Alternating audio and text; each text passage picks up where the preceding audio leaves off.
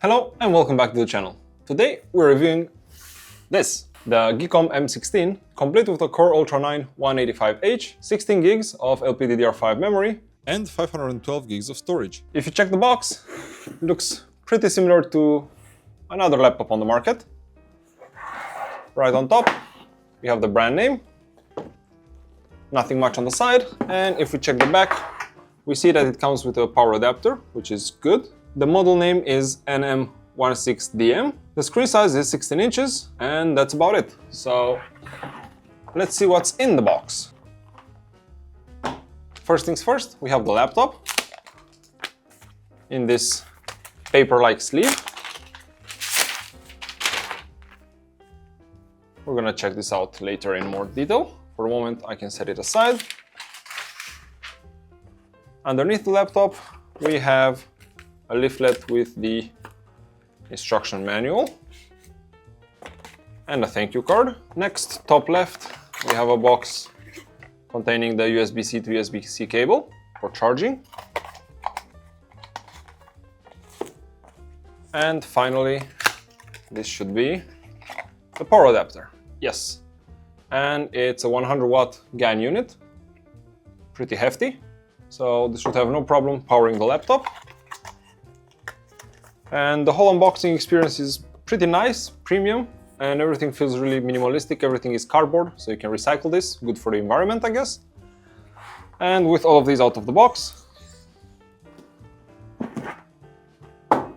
we can move on to the laptop. I'm gonna go ahead, set up the charger, and then we can take a look at the laptop. Okay, so starting with the top of the laptop, we have the GEEKOM logo embossed right here. Something really nice is that it's a one-finger hinge design, so you can open it with only one finger, you don't need to hold it down. And then, as with the previous model I reviewed, we have this kind of cloth here with the boot instructions, saying you need to plug it in before first use. We're gonna go ahead and do that right after we check out the rest of the laptop. So flipping it over, we have one massive anti-slip fit here on the top and two smaller ones on the bottom. We also have speaker grills on each side, and then a very massive vent for the cooling. It looks like we have 9 screws to remove this back panel, which we're gonna do later to check out the inside. In the meantime, I can tell you the whole chassis is CNC'd aluminum, and something really cool is that the battery is actually the biggest one you can put in a laptop and still take it with you on a flight, which is 99.9 watt hours. So this should last a full 20 hours with moderate loads, giving you very good battery life whether you're on the go, travel a lot, you spend a lot of time in airports or in taxis. This will really help you get work done without needing to constantly plug it in. Looking at it from the side, it's pretty thin with a nice, sleek and minimalist design. And while we're here, we can also check out the ports. So on the left side, we have a USB-C, HDMI, and another USB-C. Both of these can be used for charging the laptop. And on the right side, we have a headphone port and two USB-A ports. Let me plug this in, and then we can see the Windows experience.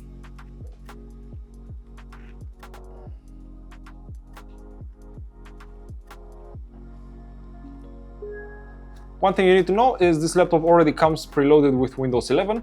Of course, it's not gonna have all the latest updates, so when you first set it up, if you connect it to Wi-Fi, it's gonna start downloading all these updates straightforward. So if you need to actually use the laptop in some sort of an urgent manner, you'd better not connect to Wi-Fi the first time you set it up, do all your work, and then you can do all the updates later. So now with the laptop open, we see the screen is actually pretty big at 16 inches, but it has that golden ratio of 16:10 for the aspect ratio. On top of the screen, we have a privacy shutter for the webcam, which can also be used for Windows Hello. On the right side, we actually have a power button which doubles as a fingerprint reader. Pretty nice if you want to just sign into the laptop with your fingerprint. You don't want to wait for Windows Hello or input a password or a PIN. Next, we can check out the keyboard, and for that, I'm going to do a monkey type test.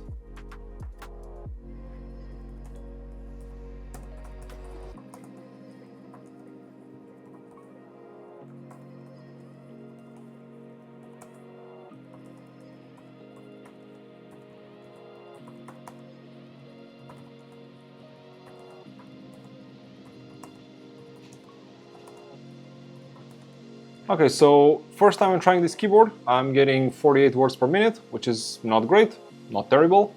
I'm also not the fastest typer in the world. But the feeling of the keyboard is quite nice, there is very little flex to it. And the sound is not really distracting, so if you use this in an office or in a shared co-working space, it's gonna be on par with all the other laptop keyboards out there, so it's not gonna make you stand out or somebody notice you. Moving on to the touchpad, it's pretty large. It's offset a bit to the right, so it's not on center with spacebar, which is not really my preferred layout, but it works. It supports all the swipes and all the gestures you're used to, and my finger glides smoothly on top of it, which is nice. Again, the only gripe I have with it is the same as with the previous model. It's a bit rattly when you're tapping on it. Let me get close to it. Actually more towards the bottom, so it could be the bottom part of the trackpad that actually holds the buttons for left and right click. Anyway, small gripe, but it's still here from the previous model. Now let me show you some light work or web browsing, as most people who are looking into a laptop like this are probably doing a lot of office work, working with a lot of tools in just their browser, nothing specialized really. So let's see how the laptop deals with a bunch of tabs open in a browser. In this case, Microsoft Edge. So in order to get all my tools for testing this laptop, I had to open a bunch of tabs. As you can see right now, we have around 12. And there is no problem. As I said in the beginning, this model is equipped with a 512 gig SSD. So we can test the performance of that by just running a very simple benchmark called Crystal Disk Mark. And I'm gonna run this right now, fast forward and show you the results. And as the test is running, we're getting almost 6 gigabytes for random reads and 3.7 random writes, which is a very respectable result, and this SSD will not hold you back in either day-to-day work or creative work, editing videos, editing photos. This is super fast even by today's standards. Another benchmark we can do is the one for CPU performance. Just like my previous review of the X16, for this M16 I'm gonna use Cinebench 2024, so we can compare the results and the scores. I'm gonna run that both for multi-core performance and single-core performance. We're gonna see the numbers and be right back. And while the test is running and the temps have some time to level out, we see that we're hovering right around 740 points, which is on par with the previous model from GEEKOM, which had the exact same processor. So we didn't lose any performance, but we also didn't gain any. In any case, this is a very respectable result for a Core Ultra 9, and it's a very powerful processor for day-to-day activities, but also for creative work. And now I'm also running a single core test to get you an idea of the points we're getting for single core performance. And by the end of the test, we're getting right around 92 to 98 points. Pretty respectable. And another benchmark we could run are some games. So I loaded a few up on here. I'm gonna turn on Fraps, which is a small utility for us to see how many frames we're getting. And let's start with public favorite Chicken Invaders 5.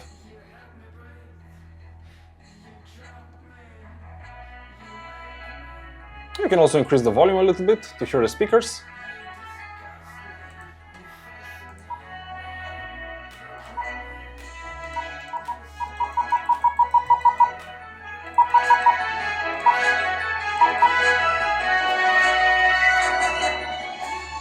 They go pretty loud actually. Okay. Let's see some gameplay.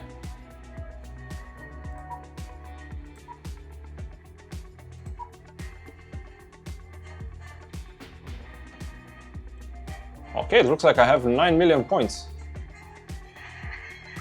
And these chicken have no chance.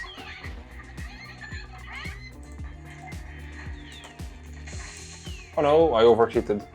Let's bake them. Yeah. Everybody likes a fried chicken.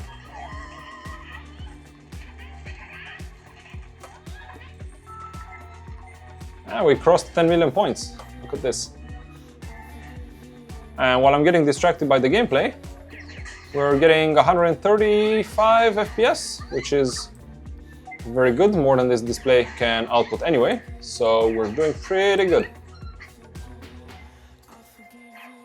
Let me fry some more chicken and then we can move on to the next game.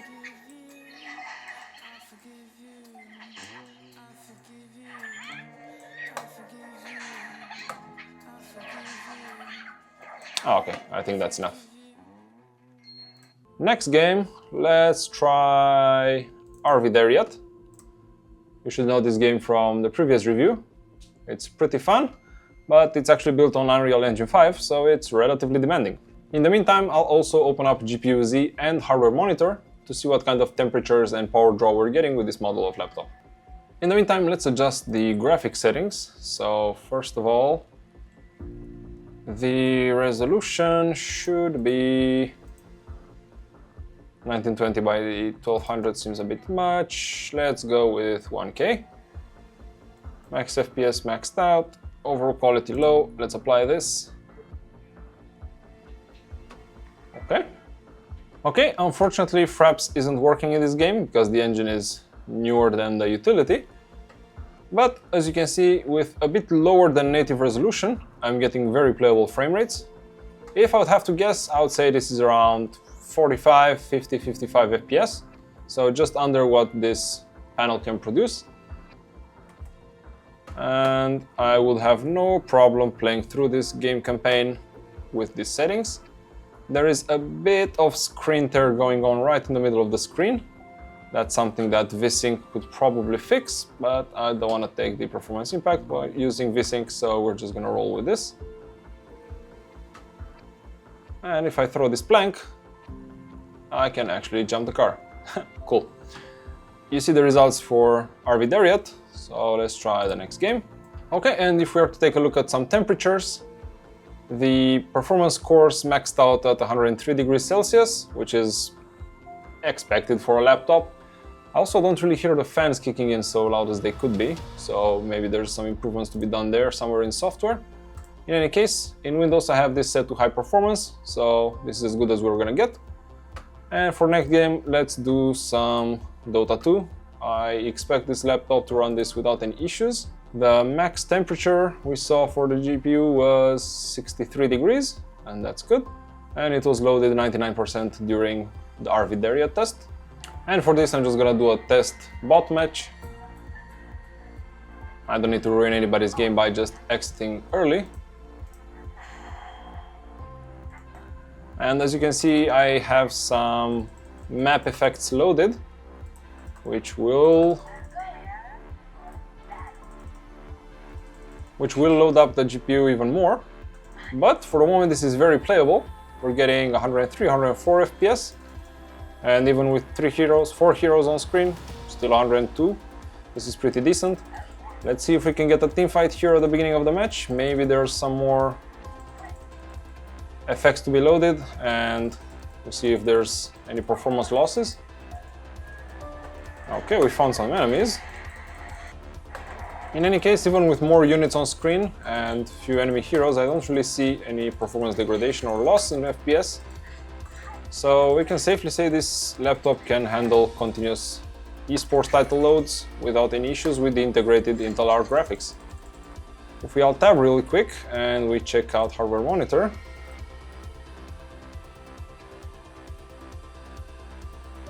we see that the CPU is sitting right around 87 to 98 degrees. They're just jumping around. And in GPU-Z, GPU temperature 59, 60 degrees. And the load is pretty low because that's Dota for you. But yeah, consistent 100 FPS, pretty good for an esports title. This is very playable. No issues. So let's move on to the next game. So for our final game, we're gonna do Vampire Survivors. This is another type of game that I would see people playing on an office laptop or not really a gaming dedicated laptop. It's a nice and easy to play top-down game. You just move around, shoot these bats and other creatures, you get power-ups, and you basically see how long you can survive. Pretty easy and nice game to chill. Don't really need to get super involved or spend a lot of time on it. And what I can see is we're getting capped at 60 FPS. Let me see if there's an option to change that. Nope. What you see is what you get. Okay. Of course, you don't really expect this game to be super demanding.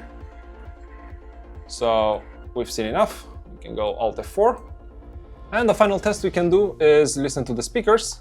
But before that, something I noticed while playing the games is actually the screen is a bit brighter than the previous model, and I really enjoy that. So getting back to the speakers, let's listen to some music.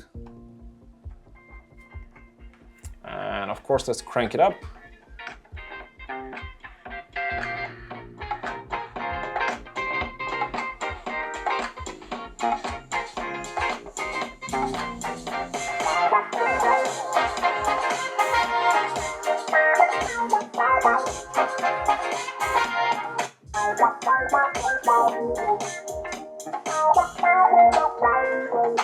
Okay, not bad, not bad. Let's try another one. Look me in the eyes and tell me that you're not dreaming. You're not dreaming of somewhere far away. There's actually a decent bit of bass coming from the speakers, which I like. Look me in the eyes and tell me that you're not seeing what I'm seeing. You saw us in the right direction. While those are not the best sounding speakers I've ever heard on a laptop, they're really good. And actually the highs are pretty crisp, which is really, really nice.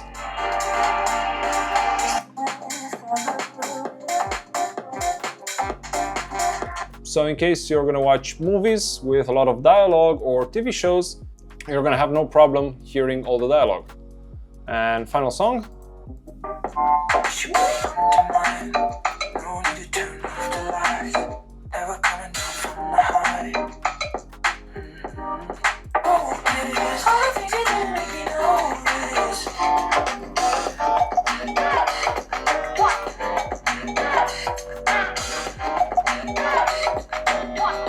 Super good. Okay, so now we're reaching the end of the video. It's time for some conclusions. This is basically an improvement to the previous X16 version with better screen, better handling thermals, and also the video performance in games is actually a bit better, which is nice. The 16:10 aspect ratio screen and the increased brightness I really enjoy, and this would be a very good laptop, especially for the price point, for IT workers that are constantly on the move, especially with the 99.9 watt-hour battery. That's really gonna come in handy. Also, this is a no-brainer for office workers. If you're a company and you need to buy a whole fleet of laptops for everybody in the office, this is a really good choice. It's not really that heavy, so it can be carried easily. The power brick, as you saw, is not heavy at all. It's a small GAN charger. Or if you're into video production or creative work, photo editing, anything like that, this with the Core Ultra 9 is gonna handle that without any issues. In the end, it wasn't really getting hot while playing games, so thermal management was pretty good. There is some more performance to be had from the chipset. I never really saw it going up to the rated 55 watt TDP, so maybe that can be adjusted with the fan curve, because I also didn't really hear the fans go too crazy. So there is some performance maybe left there, and that could be improved with a BIOS or software update. In the end, would I recommend this model for somebody looking for an office laptop, something in the price range that this laptop comes in? 100%. It's a no-brainer. It's much cheaper than the competition equipped with the same specs. It has enough RAM memory to handle all the daily tasks and all the Chrome tabs that you would need to carry out your work. And the 512 gig storage is not a problem. You can upgrade that in the future. If you're looking to buy one of the GEEKOM M16s, check out the link in the video description. If you enjoyed this video, give it a thumbs up. Why not subscribe to the channel for more tech videos like this one, and I'll see you next time.